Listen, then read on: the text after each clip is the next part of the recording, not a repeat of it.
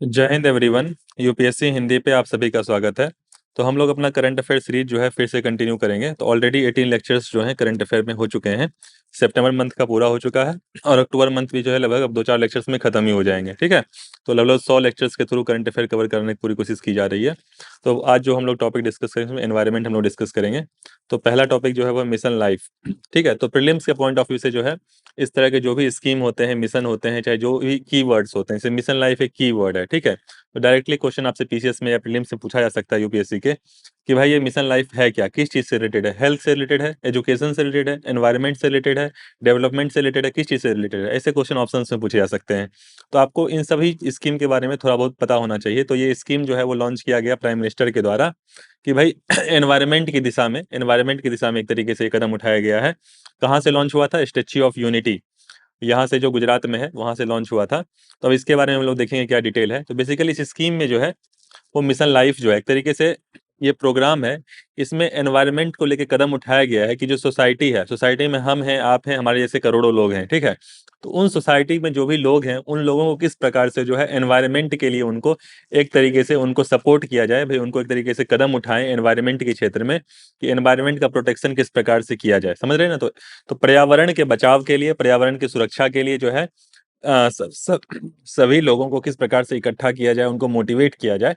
तो उसके लिए ये मिशन लाइफ है, क्योंकि अगर एनवायरनमेंट है, पर्यावरण है, तभी हम लोग हैं। ठीक है, तो इसमें जो एक तरीके से प्रयास है, इसका जो उद्देश्य है, जो ऑब्जेक्टिव है कि 1 बिलियन, ठीक है, तो 1 बिलियन जो है इसमें 100 करोड़ लोग हो जाते हैं। 1 बिलियन में कितने लोग होते हैं? 100 करोड़।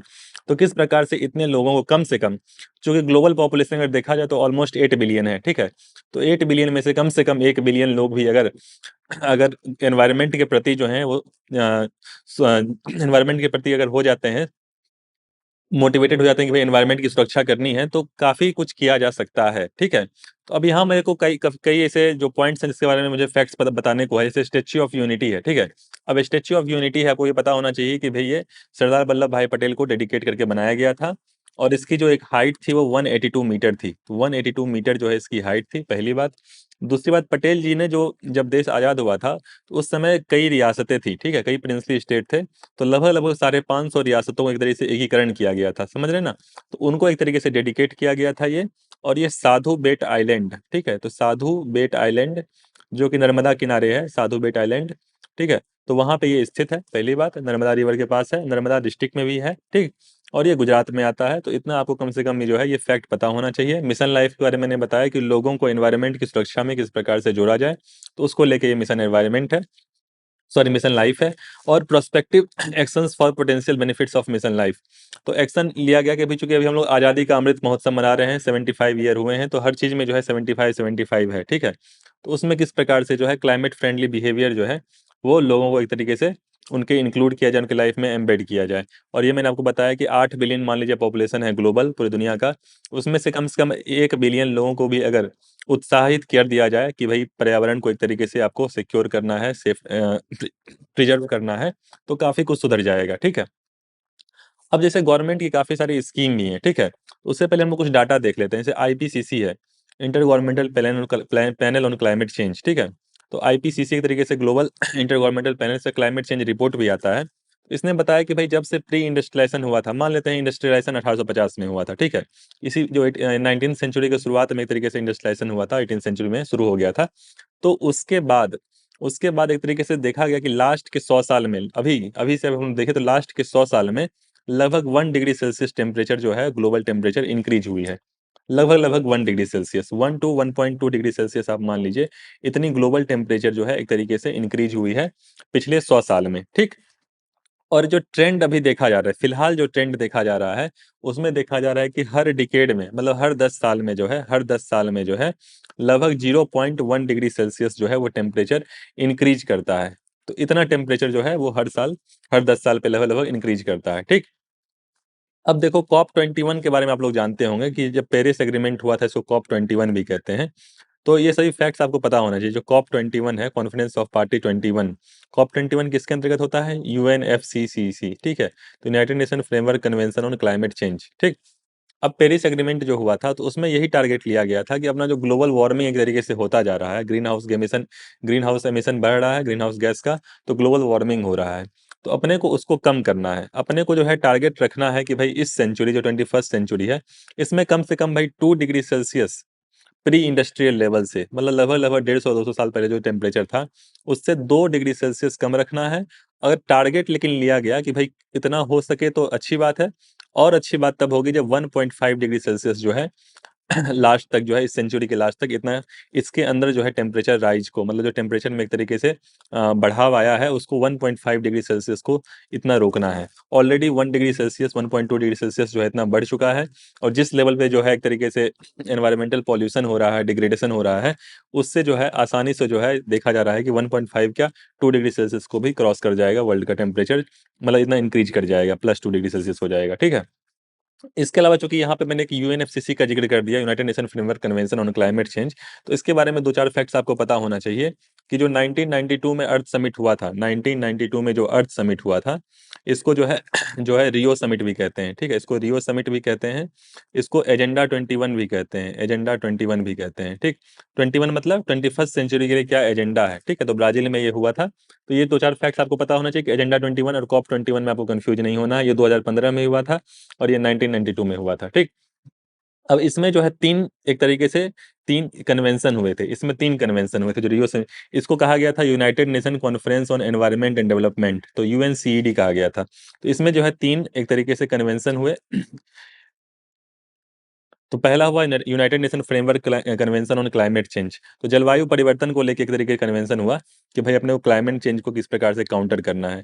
दूसरा हुआ कि भाई डिफॉरेस्टेशन हो रहा है, एक तरह से एनक्रोचमेंट हो रहा है, तो उससे डिजर्टिफिकेशन हो रहा है, मतलब जो है बंजर भूमि, जो बंजर भूमि है वो बढ़ती जा रही है, ठीक है। तो उसमें हुआ था united nation convention to combat desertification, अपने को एक तरीके से डिजर्टिफिकेशन रोकना है, डिजर्टिफिकेशन जो है अपने को रोकना है।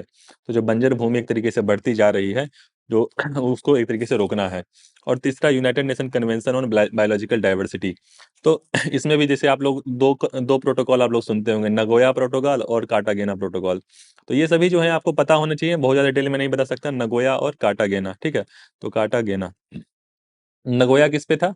मेरे ख्याल से जो नगोया था वो था आपका access and benefit sharing of genetic resources, तो जेनेटिक रिसोर्सेज जो हैं उसके ट्रांसफर पे था, जेनेटिक रिसोर्सेज के ट्रांसफर पे था, ठीक है। तो जेनेटिक रिसोर्सेज के ट्रांसफर पे था।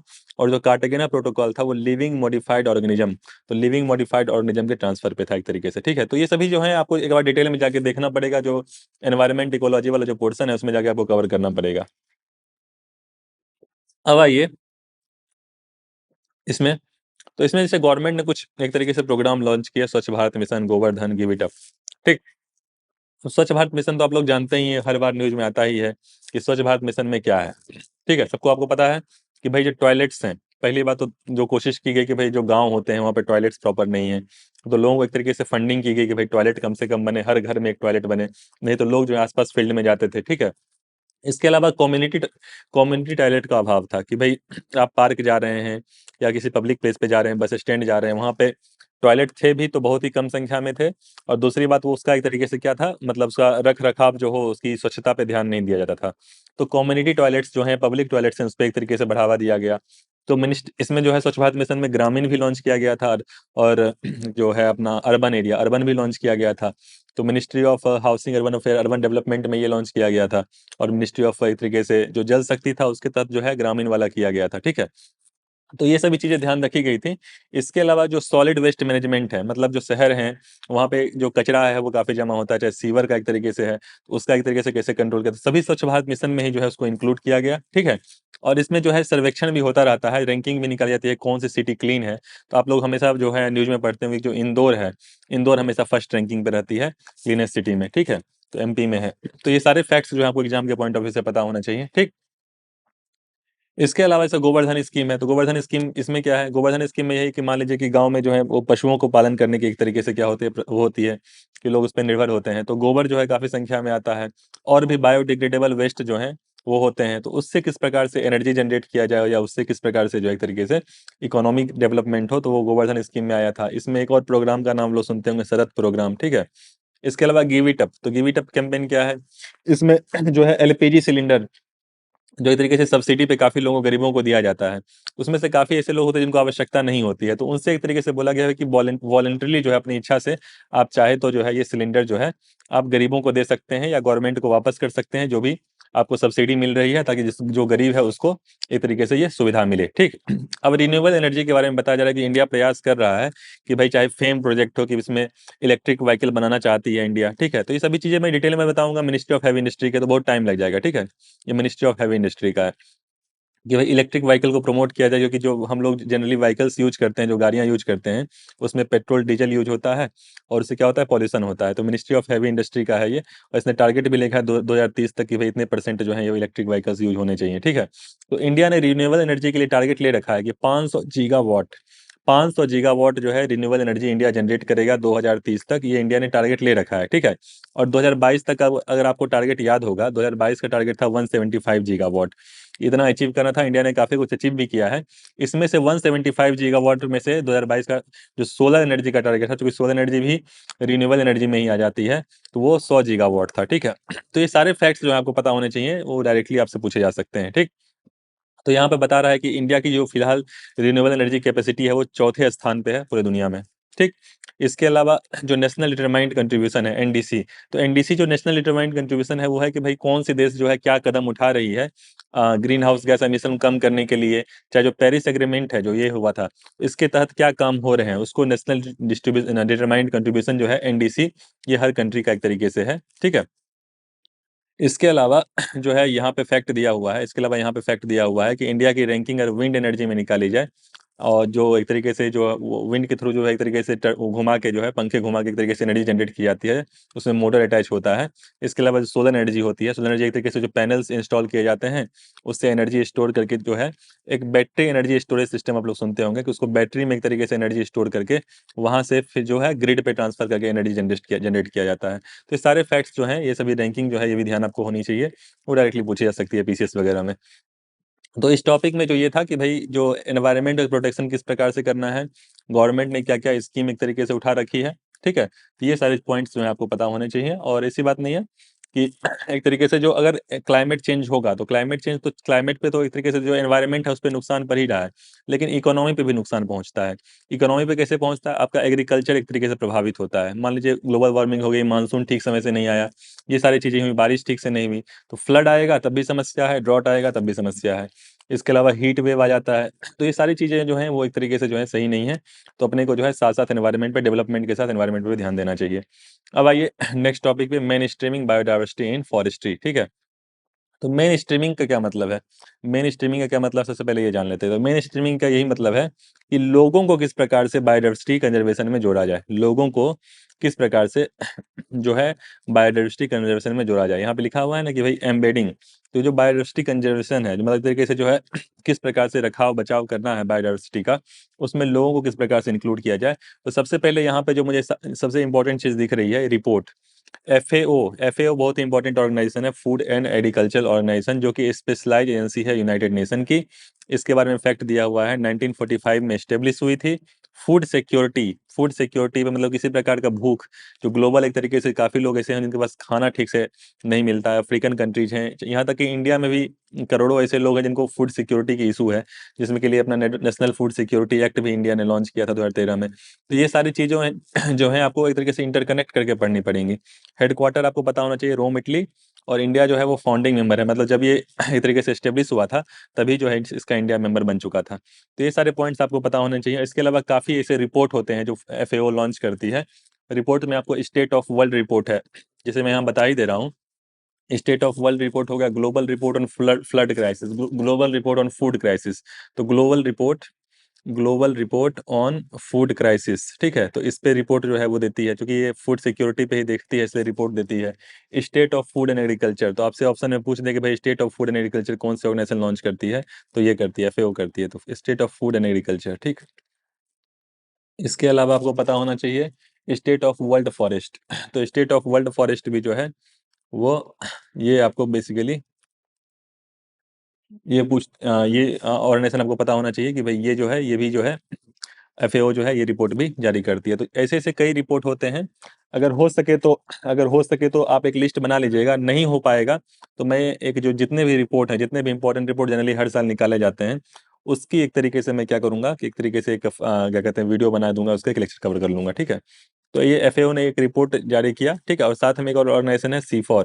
ये इसके बारे में बस इतना आपको पता होना चाहिए कि ये एक ऑर्गेनाइजेशन है जो कि फॉरेस्ट रिसर्च पे ध्यान देता है। ठीक है। तो फिलहाल जो है आपको यहाँ पे बायोडाइवर्सिटी के लिए एक रिपोर्ट जारी किया गया जिसको एफएओ ने जारी किया है। और साथ में एक ये ऑर्गेनाइजेशन है centre for international forestry research. यहाँ पे मैंने आपको बताया कि एफएओ ग्लोबल रिपोर्ट कई जारी करती है जो कि इंपॉर्टेंट है एग्जाम के पॉइंट ऑफ व्यू से। और कुछ फैक्ट्स एफएओ के बारे में आपको पता होने चाहिए। फिलहाल जो बैरियर्स हैं, थ्रेट्स क्या हैं? ये तो डिफॉरेस्टेशन है कि भाई डिफॉरेस्टेशन होता है। इसके अलावा इलीगल फॉरेस्ट एक्टिविटी, मान लीजिए कि कहीं पे फॉरेस्ट एक तरीके से काट के जो है उसका कॉमर्शियल पर्पज से यूज हो रहा है, समझ रहे हैं ना। इसके अलावा लैक ऑफ इंडिजिनस पीपल, तो लोकल कम्युनिटी जो भी है जिसका रख रखाव उन्होंने हजारों सालों से किया है, एक ट्राइबल कम्युनिटी है जो वहाँ के आदिवासी लोग हैं जिन्होंने हजारों साल से उसका रख रखाव किया है, बचाव किया है। लेकिन लेकिन जो है उनको एक तरीके से इंक्लूड नहीं किया जाता है डेवलपमेंट प्रोसेस में, समझ रहे हैं ना। उनसे एक तरीके से फॉरेस्ट ले लिया जाता है, उनको यहाँ वहाँ से हटा दिया जाता है, लेकिन उनको इंक्लूड नहीं किया जाता है। ठीक। तो ये सारे पॉइंट्स आपको पता होने चाहिए। इसके अलावा इसके अलावा आपको कुछ और पॉइंट्स पता होना चाहिए। सबसे पहले आपको ये फैक्ट पता होना चाहिए, जो ग्लोबली जो फॉरेस्ट कवरेज है, ग्लोबली फॉरेस्ट कवरेज है, तो दुनिया में जो फॉरेस्ट कवर है, कितने परसेंट फॉरेस्ट है, तो 31% जो है दुनिया के जो लैंड एरिया है, उसका 31% फॉरेस्ट है। सबसे पहली बात आपको ये पता होना चाहिए, जो कि लगभग लगभग 4.06 बिलियन हेक्टेयर है। तो हेक्टेयर यूनिट आपको पता होना चाहिए। ठीक है। तो ग्लोबली जो है फॉरेस्ट कवर जो है वो 31% है लैंड एरिया का। ठीक। इसके अलावा आपको क्या पता होना चाहिए इसके अलावा आपको क्या पता होना चाहिए कि हर 2 साल पे जो है इंडियन स्टेट फॉरेस्ट रिपोर्ट आता है। तो Indian state of forest report जो है ये हर 2 साल पे आता है, ये आपको पता होना चाहिए। जो कि फॉरेस्ट सर्वे ऑफ इंडिया जो है ministry of environment, forest and climate change, ये एक तरीके से क्या करती है, फॉरेस्ट सर्वे ऑफ इंडिया एक तरीके से जारी करती है। ठीक है। तो forest survey of India organisation है जो कि Indian state of forest report जो है, Indian state of forest report जारी करती है। और ये ministry of environment, forest climate change के अंदर ये बॉडी आती है। ठीक है। बायनियली करती है, मतलब हर 2 साल पे करती है। तो बायनियली का मतलब क्या हो गया कि हर 2 साल पे ये रिपोर्ट जारी करती है। 2019 में हुआ था, फिर 2021 में हुआ था, अब 2023 में होगा। ठीक है। तो Indian state of forest report जो हाल का आया था, 2021 वाला जो आया था, उसके बारे में आपको सब कुछ डिटेल में पता होना चाहिए। तो इसके बारे में आपको ये पता होना चाहिए कि भाई टोटल फॉरेस्ट कवर जो है इंडिया में, टोटल फॉरेस्ट प्लस ट्री, मतलब टोटल कवर एक तरीके से जो है, तो total forest plus tree cover जो है इंडिया का, वो कितना है, 24.62%। तो 24.62% जो है ये total forest plus tree cover है, ये आपको पता होना चाहिए। और 2019 से बढ़ा है। ठीक है। 2019 से कितना बढ़ा है, 0.28% जो है वो बढ़ा है। ठीक है। आपको ये पता होना चाहिए। और नेशनल फॉरेस्ट पॉलिसी जो इंडिया का है, 1988 वाला नेशनल फॉरेस्ट पॉलिसी 1988 वाला जो है, उसमें जो है एक तरीके से यही टारगेट लिया गया था कि भाई अपने को फॉरेस्ट कवर इंक्रीज करना है 33%। ठीक है।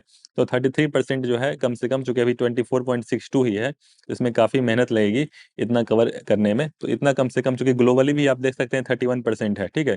तो अपने को 33% टारगेट रखना है कि भाई इतना कम से कम फॉरेस्ट कवर होना चाहिए, समझ रहे हैं ना। और इसके अलावा जो दो सबसे इंपॉर्टेंट फैक्ट मुझे लग रहा है कि आपको पता होना चाहिए, एक ही एरिया वाइज जो है सबसे ज़्यादा फॉरेस्ट कहाँ पे है, तो सबसे ज़्यादा एमपी में है। ठीक है। सबसे ज़्यादा एमपी में है, पहली बात। और दूसरी बात जो है उसके बाद आपका अरुणाचल प्रदेश में है। तो एमपी, अरुणाचल प्रदेश। और परसेंटेज वाइज आपको पता होना चाहिए, सबसे ज़्यादा मिजोरम में है और फिर अरुणाचल प्रदेश में। ठीक है। तो सबसे ज़्यादा मिजोरम, उसके बाद अरुणाचल प्रदेश। ठीक है। तो सबसे ज़्यादा मध्य प्रदेश, अरुणाचल प्रदेश एरिया वाइज, और percentage wise Mizoram, Arunachal Pradesh. Almost Mizoram में जो है 84% जो उसका लैंड है वो फॉरेस्ट कवर है। ठीक है। तो समझ सकते हैं कितना फॉरेस्ट है। तो ये सारे फैक्ट्स आपको पता होने चाहिए। ठीक। इसके अलावा थ्रेट के बारे में मैंने आपको बता दिया क्या क्या थ्रेट है भाई। इलीगल किसी प्रकार की फॉरेस्ट एक्टिविटी होती है, या लोकल कम्युनिटी को इन्वॉल्व नहीं किया जाता है। ठीक। अब आइए नेक्स्ट टॉपिक पे, वो है अर्बन फ्लडिंग। ठीक। तो अर्बन फ्लडिंग जो है, ये जो बड़े शहर के लोग हैं, चाहे मुंबई हो, चेन्नई हो, दिल्ली हो, या ऐसे जितने भी बेंगलोर हो, तो यहाँ ये सब इशू जो है कॉमन होती हैं। ठीक है। तो ये जो जो साउथ वेस्ट मानसून आता है, जब मानसून आता है साउथ वेस्ट वाला, जनरली जून जुलाई अगस्त में आता है। तो वहाँ देखा था भाई बॉम्बे में बाढ़ आ गई, यहाँ बाढ़ आ गई, ये हो गया, ठीक है। उसका एक रीजन है, बहुत ही कॉमन रीजन है, अर्बन फ्लडिंग कुछ नहीं है। समझ लीजिए कि मान लीजिए कोई शहर है, आप कहीं बड़े शहर गए होंगे, चलिए मान लीजिए गोरखपुर का एग्जाम्पल, या ऐसे कुछ छोटे मोटे जो एक तरीके से जो सेकंड लाइन सिटीज है उनके भी एग्जाम्पल ले लीजिए। कॉन्क्रीटाइजेशन हो गया है। कॉन्क्रीटाइजेशन समझ रहे हैं आप क्या हो रहा है? सब जगह जो है बिल्डिंग्स बनी हुई हैं, पहली बात, सबसे जगह बिल्डिंग्स बनी हुई हैं। जो जगह बचा हुआ है उसमें या तो रोड बने हुए हैं, मार्केट खुले हुए हैं, ठीक है। तो ऐसा कोई लैंड एरिया है ही नहीं। जैसे लैंड एरिया होता है, समझ रहे हैं ना, जहाँ पे मिट्टी हो, जहाँ पे एक तरीके से सॉइल हो, वो है ही नहीं। तो बारिश एक तरीके से जब कंक्रीट पे होगी बारिश, तो कहाँ बहेगी? वहां से ड्रेनेज सिस्टम की तरफ जाएगी, जो ड्रेनेज सिस्टम बनाया गया होगा पानी के बहाव के लिए, उसमें जाएगी। और ड्रेनेज सिस्टम की कैपेसिटी होती है ना भाई, ड्रेनेज सिस्टम अपने आप मान लीजिए फ्लडेड है, पहले से भरा हुआ है, ठीक से सफाई नहीं हुई है उसकी, तो क्या हो जाएगा? ड्रेनेज सिस्टम आपका फिल हो जाएगा, उसका पानी सोख नहीं पाएगा, तो क्या होगा? फ्लड ही तो होगा एक तरीके से। तो ये प्रॉपर ड्रेनेज सिस्टम के अभाव, पहली चीज जो समस्या है जो अर्बन फ्लडिंग की, उसमें ड्रेनेज सिस्टम का अभाव है। तो प्रॉपर ड्रेनेज सिस्टम नहीं है, ठीक है, तो प्रॉपर ड्रेनेज सिस्टम का एक तरीके से अभाव है, एक ये है। दूसरा जो एक समस्या है जो एक तरीके से है, वो है आपका कॉन्क्रीटाइजेशन। मतलब क्या है कि हर जगह बिल्डिंग्स बन गई हैं, एक तरीके से डेवलपमेंट हो गया है, लेकिन जो लैंड एरिया प्रॉपरली चाहिए, जो एक तरीके से मिट्टी चाहिए, एक तरीके से मिट्टी चाहिए, वो है नहीं शहरों में, ठीक है। तो वो एक बहुत बड़ी समस्या है कि भाई पानी जो है वो सोख नहीं पाता है, पानी इन्फिल्ट्रेट नहीं हो पाता है। बारिश की पानी जो है, काफ़ी ज़्यादा बारिश होती है और बारिश का पानी जो है वो इन्फिल्ट्रेट नहीं हो पाता है। इसके अलावा कुछ मेट्रोलॉजिकल फैक्टर्स दिए हुए हैं कि कई कारणों से, चाहे साइक्लोन आ गया या किसी और कारण से, मानसून में भी जो है, तो उस तरीके से जो है अनप्रेसिडेंटेड काफ़ी ज़्यादा अगर बारिश हो जाती है शहर में, तो फिर वो ये समस्या आती है। इसके साइक्लोन्स और हरिकेन्स, तो साइक्लोन और हरिकेन भी जो है काफ़ी ज़्यादा संख्या में आते हैं इंडिया में। ऐसा दे रहा है कि 10% जो है दुनिया का ट्रॉपिकल साइक्लोन इंडिया में आता है। चूंकि इंडिया का अगर साउथ वाला अगर आप हिस्सा देखेंगे, तो राइट साइड में जो है अपना बे ऑफ बंगाल है, और जो लेफ्ट साइड है उसमें अपना अरेबियन सी है। तो दोनों कोस्टल बॉर्डर जो भी हो गए, महाराष्ट्र हो गया, कर्नाटक, केरला, तमिलनाडु, आपका उसके ऊपर आ जाएगा आंध्रा, आंध्रा के ऊपर उड़ीसा, उड़ीसा के ऊपर वेस्ट बंगाल। तो ये सभी जो है एक तरीके से क्या होते हैं, एक तरीके से इसमें जो साइक्लोन्स के एक तरीके से प्रॉब्लम आ जाती है, ठीक है। तो आपको ध्यान क्या रखना है कि हाल में जो भी साइक्लोन आए हैं 2021-22, 2021-22 के सारे साइक्लोन के नाम याद होने चाहिए। जैसे ताउते आया था, ताउते, ठीक है, तो ताउते कहाँ पे आया था? 2021 में शायद आया था। ये आपका कहाँ पे आया था? अरबियन सी, मतलब एक तरीके से वेस्ट कोस्ट पे आया था, तो मैं अरबियन सी लिख दे रहा हूँ। अरबियन सी आया था, ठीक है। सेकेंड नंबर पे यास आया था, यास का नाम आपको याद आ रहा होगा। ये बे ऑफ बंगाल, जो एक तरीके से राइट साइड है इंडिया का, उधर आया था, मतलब बंगाल उंगाल उड़ीसा अफेक्टेड हो रहा होगा। इसके अलावा गुलाब आया था, तो ये सभी नाम आपको याद होने चाहिए। तो गुलाब जो है ये अरेबियन सी, मतलब वेस्ट साइड आया था, ठीक है, तो अरेबियन सी। इसके अलावा आपका जावाड, ठीक है, तो जावाड हिंदी में आप देख लीजिएगा इसका क्या प्रोनाउंसिएशन है। ये आपका बे ऑफ बंगाल एक तरीके से राइट साइड आया था। इसके अलावा आसानी, ठीक, तो आसानी जो है, ये सभी रिसेंट में मेरे ख्याल से आए होंगे। ये बे ऑफ बंगाल में आया था, ठीक। इसके अलावा सितरंग, सितरंग मेरे ख्याल से हाल में ही आया था, 2-3 महीने पहले, अक्टूबर में शायद आया था, तो ये बे ऑफ बंगाल में आया था, ठीक। इसके अलावा फिर आपका मेंडस, तो मेंडस जो है, मेंडस, तो ये जो है आपका वो बे ऑफ बंगाल में आया था, ठीक। तो ये जो है, ये सारे नाम आपको याद होने चाहिए। आप और ज़्यादा इसको एक तरीके से नोट्स बना लीजिएगा ठीक से, कि भाई कौन कौन से जो स्टेट हैं वो उससे अफेक्टेड थे, ठीक। इसके अलावा हाइड्रोलॉजिकल फैक्टर जो है, इसमें जो रिवर होती हैं, तो नदी का पानी बह रहा है, कुछ डेवलपमेंट हो गया, कुछ ऐसे डैम बना दिया या कुछ बना दिया, तो उसका एक तरीके से क्या होगा? जो मान लीजिए रिवर इस तरीके से फ्लो कर रहा है, ठीक है, इस तरीके से फ्लो कर रहा है, कुछ यहाँ पे प्रोजेक्ट लॉन्च कर दिया और यहाँ पे लोग रह रहे हैं, यहाँ पे लोग रह रहे हैं, कुछ प्रोजेक्ट बना दिया, उसके ऊपर से पानी का फ्लो मान लीजिए इधर आ गया, तो ये सारी चीज समस्या हो सकती है। तो रिवर का क्या है यहाँ पे? चेंज इन कोर्स, मतलब रिवर का एक तरीके से जो रास्ता है वो बदल गया, ठीक है। इसके अलावा रिड्यूस वाटर रिटेंशन, तो वाटर का रिटेंशन जो है, जो पानी का एक तरीके से सोखने की जो क्षमता है, वो डिफॉरेस्टेशन की वजह से, डिफॉरेस्टेशन से क्या होता है कि तरीके से वहाँ पे एक तरीके से जो पानी की सोखने की क्षमता, बंजर भूमि बन जाती है। बंजर भूमि एक तरीके से क्या होता है, फिल्ट्रेट जो है ठीक से नहीं हो पाता, या सॉइल इरोजन, ठीक है। तो ये सारी समस्याएं हैं जिसकी वजह से जो है जो रिटेंशन कैपेसिटी होती है वो क्या होती है? कम हो जाती है। एंथ्रोपोजेनिक मतलब जो हम लोगों की वजह से है, हम लोग कम नुकसान नहीं पहुंचाते एनवायरनमेंट को, सबसे बड़े कारण हम ही लोग हैं, ठीक है। तो उसमें क्या है? पुअर अर्बन प्लानिंग, ठीक। तो हम लोगों ने ठीक से सीवरेज सिस्टम बनाया नहीं है, ठीक से एक तरीके से पानी सोखने के लिए, इन्फिल्ट्रेशन के लिए एक तरीके से जगह नहीं दी है। इसके अलावा एनक्रोचमेंट ऑफ नेचुरल ड्रेन, तो जैसा कि मैंने बताया कि जो भी एक तरीके से नेचुरल वाटर बॉडी है, जो अपना एक तरीके से रिवर है, उसमें सिल्टेशन बढ़ गया है, उसमें मान लीजिए कचरा फेंके जा रहे हैं, आप सीवर सिस्टम का पानी ज़्यादा डाल रहे हैं, तो सिल्टेशन हो जाएगा, तो क्या होगा? पानी ओवरफ्लड होगा। एडमिनिस्ट्रेटिव कॉज हो सकते हैं, और अर्बन हीट आइलैंड इफेक्ट, तो अर्बन हीट आइलैंड इफेक्ट क्या होता है उसके बारे में हम लोग तो समझ लेते हैं। अर्बन हीट आइलैंड क्या होता है? तो मान लीजिए कि जैसे शहर है, ये शहर है, ठीक है। तो ये शहर है, शहर में क्या है, जैसा कि मैं कॉन्क्रीटाइजेशन है, हर जगह कॉन्क्रीट है, मतलब बिल्डिंग्स हैं, रोड हैं, शॉपिंग मॉल्स हैं, मार्केट है। तो ट्री कवर कम है, तो ट्री कवर सबसे पहली बात कम है। दूसरी बात सॉइल की कमी है, ठीक है। तो क्या होगा, एक तरीके से जो कॉन्क्रीट होता है एक बार हीट हो जाता है, तो हीट हो जाता है तो एक तरीके से क्या होता है, समझ रहे हैं ना। मान लीजिए आपको गर्मियों दिन में पता चलता होगा, गर्मी के दिनों में पता चलता होगा कि गर्मी के दिन में जो आपको कॉन्क्रीट की बिल्डिंग होती है, समझ रहे हैं ना, जो कॉन्क्रीट की बिल्डिंग होती है उसमें अगर आप रहेंगे, एक बार अगर वो हीट हो जाए, सुबह से शाम तक हीट हो जाए, तो अपना हीट लॉस नहीं कर पाता है वो जल्दी। वो रात भर जो है पंखा जो आपका चलता है ऊपर, वो काफ़ी गर्म हवा देता है, ठीक है। तो ये आप लोगों ने फील किया होगा।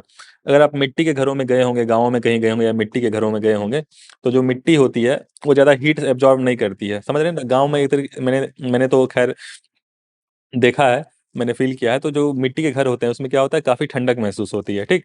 तो ये आपको पता होगा। तो ये अर्बन जो एक तरीके से जो हीट हो जाता है, समझ रहे हैं? तो वहाँ का एक तरीके से जो एटमॉस्फियर है वो गर्म हो जाता है। तो एटमॉस्फियर का क्या होता है, गर्म हो जाता है, वार्म हो जाता है, ठीक है? तो एटमॉस्फियर वार्म होने की वजह से क्या होता है, जो वहाँ पे एक तरीके से रेनफॉल है, आस-पास के एयर को एक तरीके से क्या करता है, वो एब्ज़ॉर्ब करता है। और रेनफॉल जो है इस एरिया में, जहाँ पे अर्बन हीटलैंड हो रहा है एक तरीके से, जहाँ का एक तरीके से गर्मी बढ़ी हुई है जिस एरिया की, वहाँ पे बारिश जो है वो होती है, ठीक है। तो एक्सेसिव मतलब ज़्यादा मात्रा में जो है वो रेनफॉल हो जाता है, तो एक्सेसिव रेनफॉल हो जाता है। तो ये सारे जो हैं आपको पॉइंट्स आपको ध्यान रखने हैं कि अर्बन हीट आइलैंड का मतलब क्या होता है, ठीक। अर्बन हीट आइलैंड इफेक्ट क्या होता है। इसके अलावा गवर्नमेंट ने कोशिश क्या किया है, गवर्नमेंट ने कोशिश भी की है, कुछ ऐसे स्कीम्स वगैरह लाए हैं जिससे बेसिकली जो है इस तरह की अर्बन फ्लडिंग को रोका जाए। तो एक तो गवर्नमेंट ने वार्निंग सिस्टम शुरू किया है। तो गवर्नमेंट ने वार्निंग सिस्टम, ऐसे सी फ्लोज नाम सुनते होंगे, ठीक है। तो बेसिकली चेन्नई फ्लोज को रिप्रेजेंट करता है। तो चेन्नई हुआ, मुंबई हुआ, बेंगलोर हुआ, ऐसे कई शहरों में है जहाँ आईएमडी जो इंडियन मेट्रोलॉजिकल डिपार्टमेंट है, ठीक है। तो ये वार्निंग पहले से दे देती है कि भाई ऐसा कुछ होने वाला है, तो अपना जो है एक तरीके से सिक्योर रहिए, पहली बात। दूसरी बात क्या है कि जो अमृत मिशन आपको दिख रहा है, अमृत, तो अमृत जो है एक तरीके से मिनिस्ट्री ऑफ हाउसिंग और अर्बन वेलफेयर का एक तरीके से था। और मेरे ख्याल से जो अमृत मिशन है ये 2015 में जो है ये लॉन्च किया गया था, ठीक। तो अमृत मिशन में यही है कि भाई प्रॉपर अर्बन प्लानिंग हो, प्रॉपर जो है वो अर्बन प्लानिंग हो, पहली बात। और जो भी सीवरेज सिस्टम जो भी है, जो सीवरेज सिस्टम है उसको एक तरीके से क्या करना है, डेवलप्ड करना है। तो सीवरेज सिस्टम पे ध्यान देना है, ठीक है, ताकि मान लीजिए कि वो ओवरफिल ना हो जाए, ठीक। तो उसको लेके बेसिकली ये था। और जो सप्लाई ऑफ वाटर है, सीवरेज सिस्टम है, उस पे तरीके से ध्यान रखना है। और वार्निंग सिस्टम के बारे में मैंने बता दिया कि वार्निंग सिस्टम तो होना ही चाहिए, ठीक है। तो ये सारी चीज़ें जो हैं एक तरीके से जो है एक तरीके से सही कर सकती हैं। बाकी कॉन्क्रीटाइजेशन को कम किया जाना चाहिए। यहाँ पे दिया हुआ है कि भाई urban flooding national disaster management authority जो है और ministry of housing urban affair, ठीक है। तो ये सभी जो है वो अर्बन फ्लडिंग को एक तरीके से काम करती हैं, क्योंकि अगर बहुत ज़्यादा फ्लडिंग हो गई तो एक तरीके से बहुत बड़ी समस्या हो जाएगी, डिजास्टर हो जाएगा, ठीक। इसके अलावा urban flooding early warning system के बारे में मैंने आपको बता ही दिया। और इसके अलावा जैसे अलर्ट के बारे में, जैसे येलो, ऑरेंज, रेड, ठीक है। तो नाम से सबसे पता चल रहा है कि सबसे अगर जो इनिशियल लेवल होगा फ्लडिंग का वो येलो होगा, और जो ऑरेंज होगा एक तरीके से वो सेकंड लेवल होगा, और रेड मतलब जो है काफ़ी ज़्यादा फ्लडिंग हो गई है, एक तरीके से ये अलर्ट लगाया गया है, ठीक। तो इसके बारे में इतना ही था मेरे को बताने को। अब आइए नेक्स्ट टॉपिक पे, जो कि आज का लास्ट टॉपिक है, ठीक है। तो बहुत छोटा सा ही लेक्चर था आज का। ये मामलू केव जो है, इसका हिंदी प्रोनाउंसिएशन देख लीजिएगा, मामलू केव, ठीक है। ये मेघालय में है एक तरीके से, ठीक है, मेघालय में है। इसको इंक्लूड किया गया है IUGS में, international union of geological science. तो ये जो भूवैज्ञानिक जो भी होते हैं, भूवैज्ञानिक, ठीक है, जो एक तरीके से रिसर्च करते हैं इस पे, अर्थ पे, और उसके जो एक तरीके से जो पुराने एक तरीके से जियोलॉजिकल साइट्स हैं, ठीक है, भूविज्ञान, तो उसमें एक तरीके से जो है ये एक साइट है मामलू केव, उसको इंक्लूड किया गया है, ठीक है। तो आपको ये लोकेशन याद रखना है प्रीलिम्स के पॉइंट ऑफ व्यू से, कि भाई ये केव जो है वो कहाँ पे है, ठीक। ये आपको पता होना चाहिए। और ये जो यहाँ पे दिया हुआ है कुछ इंपॉर्टेंट चीज़, कि भाई यहाँ मामलू केव जो है वो, इसको आल्सो नोन एज क्रेम मामलू, ठीक है, तो ये कहते हैं, और फोर्थ लॉन्गेस्ट केव है, ठीक। और इसका जो टोटल लेंथ है वो 7 किलोमीटर है। तो ये सारे फैक्ट्स आपको पता होना चाहिए। और लोकेटेड इन सोहरा, ठीक है। तो सोहरा कोई प्लेस है जो कि चेरापूंजी, चेरापूंजी नज़दीक है, जहाँ आप लोग बार बार पढ़ते होंगे मासिन राम चेरापूंजी, वहाँ पे सबसे ज़्यादा बारिश होती है मेघालय में, ठीक है। तो वहीं वहीं पे एक तरीके से ये लोकेटेड है। ईस्ट खासी, तो 3 हिल जो आप लोग पढ़ते हैं ज्योग्राफी में, गारो, खासी, जैंतिया, ठीक है। आप मुझे कमेंट सेक्शन में बताइएगा इसका ईस्ट से वेस्ट जो है डायरेक्शन मुझे बताइएगा, ईस्ट से वेस्ट गारो, खासी, जैंतिया का सीक्वेंस मुझे आप कमेंट सेक्शन में बताइएगा, ठीक। तो ये जो है मामलू क्लेव जो है लोकेटेड है यहाँ पे। और इसका जो एल्टीट्यूड है, मतलब जो हाइट है एक तरीके से सी लेवल से, वो 4503 मीटर है, ठीक। और ये मेघालयन एज, तो आप लोग एक बार पढ़े होंगे कि भाई नॉर्थ ग्रिपियन एज होता है, मेघालयन एज होता है, तो ये सभी एज होते हैं ना कि भाई कितने साल पहले हुआ, ठीक है। तो मेघालयन एज, ठीक, तो उस मेघालयन एज से ये बिलोंग करता है, ठीक है। एक बार मुझे चेक करना पड़ेगा ये एज कब से शुरू होता है, कितने सौ साल पहले से शुरू होता है, कितने पे खत्म होता है, ठीक है। तो ये मेघालयन एज एक बार चेक करिएगा कि कब से कब तक ये एज था, ठीक है। इससे पहले नॉर्थ ग्रिपियन एज था। और इसके अलावा एक टर्मिनोलॉजी की स्टेलग्माइट, तो दो वर्ड होते हैं, एक होता है स्टेलेक्टाइट, एक होता है स्टेलेक्टाइट और एक होता है स्टेगमाइट। तो स्टेलेगमाइट, ठीक है, प्रोनाउंसिएशन यही है। इसमें ये होता है जैसे कोई भी केव होता है, मान लीजिए ये केव है, ठीक है। तो केव में जो जमीन से लेके जो माउंड ऐसे बनते हैं, ठीक है, मान लीजिए पानी के एक तरीके से ड्रॉपलेट्स बन रहे हैं, ऐसे माउंड बन गया, कुछ लाइम वगैरह कुछ चूना वगैरह है, तो उसको स्टेलेगमाइट कहते हैं। क्योंकि यहाँ जी आ गया ना, जी मतलब ग्राउंड, ठीक है, तो स्टेलेगमाइट, ठीक है, जो ग्राउंड से बनते हैं।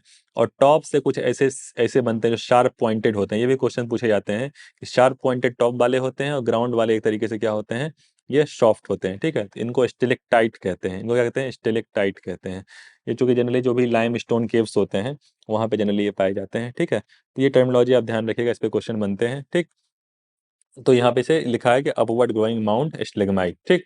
तो ये मामलू केव के बारे में इतना ही आपको ध्यान रखना है कि भाई मेघालय में एक तरीके से इसको आईयूजीएस इंक्लूड किया गया है। आईयूजीएस एक तरीके से क्या है, जो भी जियो साइंटिस्ट होते हैं उसका एक ऑर्गेनाइजेशन है आईयूजीएस, और इसका हेडक्वार्टर जो है वो बीजिंग में है, जो चाइना का कैपिटल है, ठीक। तो हेडक्वार्टर जो है वो बीजिंग में है।